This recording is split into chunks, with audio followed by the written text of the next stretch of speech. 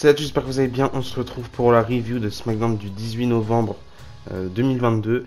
On commence directement le show avec Sheamus et Drew McIntyre. Ils vont parler de leur ancienne rivalité et de le fait que maintenant tout est réglé puisque Drew McIntyre c'était l'homme d'honneur, on va dire, au mariage de Sheamus la semaine dernière.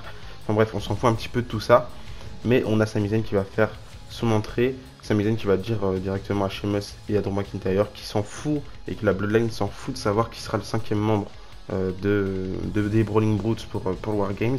Parce que dans tous les cas, la Bloodline va remporter le match. Du coup, à ce moment-là, on a Sheamus et Drew McIntyre qui répondent à Sami Zayn.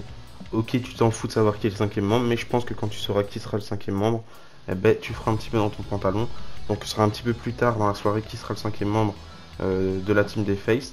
Mais on enchaîne directement avec un autre match du premier round de la Coupe du Monde de la WWE, de SmackDown en gros. Donc on a Ricochet qui représente les États-Unis, qui affronte du coup Mustafa Ali qui représente le Pakistan, même s'il aurait bien pu représenter les États-Unis, puisqu'il est aussi américain maintenant. Mais du coup, très très bon match, sans surprise, hein. On savait que ça allait être un très très bon match. Pas, pas surpris parce qu'on sait de quoi est capable Ricochet, pareil pour Mustafa Ali, mais une victoire de Ricochet avec un shooting star press, il me semble. Du coup, il remporte le match. Assez dommage aussi parce que en vrai, il protège le move de Ricochet, le 630. Enfin, pas vraiment protégé pour que ça reste un petit peu over, mais surtout pour pas que. Parce que c'est un move trop dangereux, et s'il le fait chaque semaine, ça devient c'est trop dangereux pour Ricochet. Et du coup, je trouve ça assez dommage que maintenant il termine tous ses matchs avec des shooting star press. Je pense qu'il devrait changer de finisher et avoir un finisher un peu plus basique pour remporter ses matchs quand il peut pas faire de 630. Mais du coup, victoire de Ricochet qui va du coup affronter normalement Braun Strowman dans le second round. Là, sans surprise, je pense que Braun Strowman va remporter le match. Mais du coup, Mustafa Ali qui perd sans surprise. Je pensais que Seth Rollins allait intervenir dans le match, mais finalement, pas de Seth Rollins. C'est assez dommage. Et assez dommage que la rivalité entre Seth Rollins et Mustafa Ali se termine déjà maintenant. Peut-être que je parle trop vite et qu'elle va continuer. Mais je pense pas personnellement. Du coup, je pense qu'on va passer à autre chose pour Mustafa Ali et c'est juste assez dommage parce que j'aurais bien aimé voir un petit match entre Seth Rollins et Mustafa Ali pour le titre des États-Unis dans un pay-per-view. Après, encore une fois, rien n'est encore joué. Ensuite, on va retrouver le New Day en backstage avec Kelly Braxton. Ils vont parler du fait qu'ils ont perdu le match la semaine dernière face aux Usos et que désormais ils sont plus les champions par équipe au règne le plus long. Ils vont se faire rejoindre par Giovanni Vinci et ils vont un petit peu se critiquer l'un et l'autre et au final ça va nous mener à un challenge. Le New Day qui vont challenger du coup Imperium pour un match. Mais d'abord le New Day doit trouver un troisième membre et du coup on a Gunther qui accepte le challenge. Donc on partirait peut-être sur une petite rivalité entre Imperium et New Day, pourquoi pas en vrai. Et du coup juste après ça on a un autre match en simple cette fois-ci entre Madcap Moss et Karrion Kross. Je crois qu'on avait déjà eu ce match là il y a 1 ou 2 semaines. Euh, on a une victoire de Karrion Kross parce que Karrion Kross il fait son cross jacket sur Madcap Moss et du coup bah Madcap Moss bah il répond plus, il tape même pas, juste il passe out comme d'hab et du coup victoire de Karrion Kross. Et là pareil pour Karrion Kross, je vois pas vraiment l'avenir pour lui. J'espère qu'il aura de bonnes choses parce que ça reste un bon catcheur dans son personnage Karrion Kross. Mais depuis sa rivalité avec Drew McIntyre, on voit plus trop de choses et on dirait que Drew McIntyre lui aussi est passé à autre chose.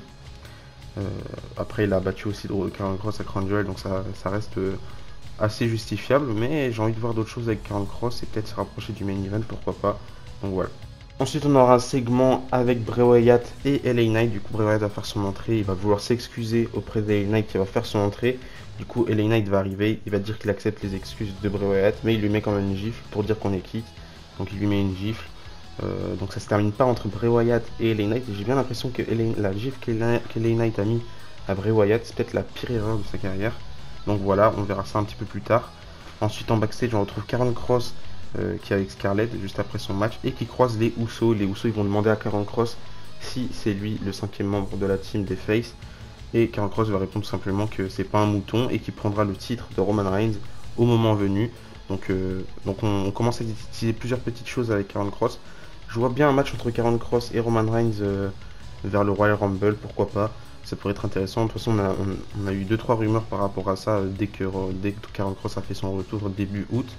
Ensuite, on a un match pas méga intéressant entre Shayna Baszler et Shotzi. Je crois qu'on a déjà eu ce match-là il y a quelques semaines. J'ai pas forcément aimé le match parce que Shayna Baszler, en vrai, il faudrait qu'elle se renouvelle un petit peu dans la ring. Elle fait toujours un peu la même chose depuis NXT, ça n'a pas changé. Après, j'aime bien quand on garde son moveset de base, mais Shayna Baszler, on l'a tellement peu vu depuis NXT. Enfin, peut-être qu'on l'a déjà pas mal vu, mais moi, c'est totalement oubliable son règne de championne par équipe avec Nia Jax, qui me reste même pas du tout en mémoire. Moi, j'ai tout oublié de Shayna Baszler, et c'est assez dommage parce que ça reste quelque chose que j'aime beaucoup. Et Shotzi, un peu pareil, je l'aimais bien au début d'NXT, mais enfin au début d'NXT, à ses débuts à NXT, mais depuis, je trouve qu'elle enchaîne les botches. En plus, elle aura un match face à Ronda Rousey à Survivor Series, donc je trouve que c'est une bonne idée de lancer un match directement entre Shayna Baszler et Shotzi. Victoire de Shotzi d'ailleurs qui remporte le match avec un roll-up. Je crois que c'est une des premières adversaires qui arrive à battre Shayna Baszler depuis 1 ou 2 mois. Après, Shayna Baszler, on la voit pas tant que ça non plus. Mais du coup, victoire de Shotzi. Ensuite, on retrouve LA Knight en backstage qui va se faire interviewer par Megan Morant juste devant sa loge, il me semble. Et là, il y a une porte ouverte. Et du coup, on a Megan Morant qui pose une question à LA Knight s'il a peur de Bray Wyatt. Et on voit derrière LA Knight dans la loge, il fait tout noir, on voit un masque, donc là ça fait méga flipper. Et juste après un retour de pub, on va retrouver du coup LA Knight mis sous un tas d'objets. Donc j'ai hâte de voir et j'ai hâte de voir la suite entre LA Knight et Bray Wyatt. Ça a l'air très intriguant, ça me rappelle un petit peu comment Bray Wyatt allait chercher ses adversaires à l'époque de la Wyatt Family.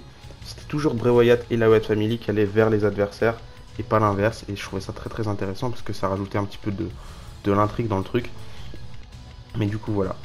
Juste après ça, on a un 6-man tag team match entre Imperium et le New Day avec leur partenaire qu'ils ont trouvé. C'est Braun Strowman.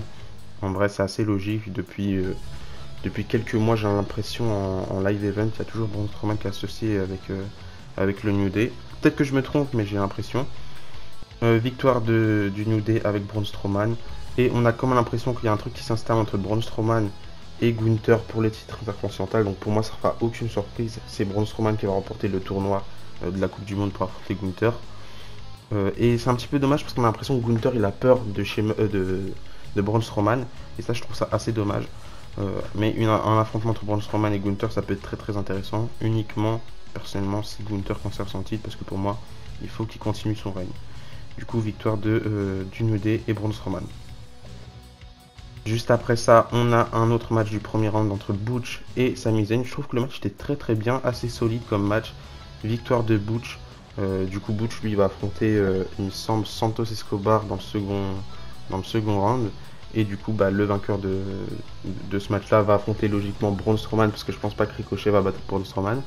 Mais du coup, intéressant, Butch contre Santos Escobar, ça peut être très très intéressant comme match. Si pas on aurait eu Butch contre Shinsuke Nakamura, ça aurait été aussi très très intéressant. Mais je trouve que c'est une bonne idée ce tournoi pour ajouter un petit peu de match un peu aléatoire et divertissant à SmackDown. Ça manquait un petit peu de match à SmackDown, donc ça fait plaisir.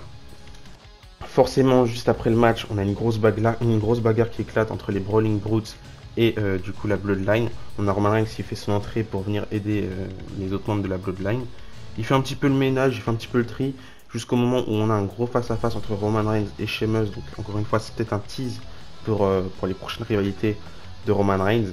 Je pense bien qu'on aura un match entre Roman Reigns et Sheamus. Ça peut être très intéressant vu le statut de Sheamus actuellement à la WWE. Depuis son match avec Gunther, Sheamus il est vraiment très très over. Donc pourquoi pas un match entre Roman Reigns et Sheamus. En plus, c'est pas inédit parce qu'on avait déjà eu des affrontements entre Sheamus et Roman Reigns. Je me rappelle de la rivalité en 2015, en fin 2015, quand Sheamus était Mr. Money in the Bank. Après, la situation était différente. Sheamus était un clown à ce moment-là. Roman Reigns, lui, personne l'aimait. Donc c'était un petit peu nul. Mais là, la situation est totalement différente. Donc ça peut être très très très très bien. Donc on a Roman Reigns qui fait le tri comme d'hab. Il s'apprête à faire un spear à Sheamus.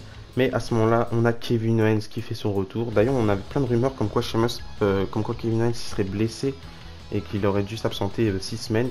Mais en vrai, c'est assez prévisible que Sheamus allait être dans le Wargames match. Du coup, il fait son entrée, il arrive, il attaque tout le monde. On a un face-à-face entre Sami Zayn et Kevin Owens. Ça aussi, ça va être très très intéressant pour Wargames. Donc on a Sami Zayn qui vient on a Roman Reigns qui vient du coup pour aider Sami Zayn. Donc il met un Superman Punch, un Spear et tout ça. Et au moment où il veut faire un Spear à Kevin Owens, on a Kevin Owens qui le contre et qui fait son stunner. Et on termine ce SmackDown comme ça. Donc avec les Brawling Brutes qui prennent un petit peu l'avantage sur la Bloodline. Mais on connaît maintenant les 10 membres de ce Wargames match. Donc dans la team des garçons, on aura, enfin dans la team des garçons, il n'y a que des garçons.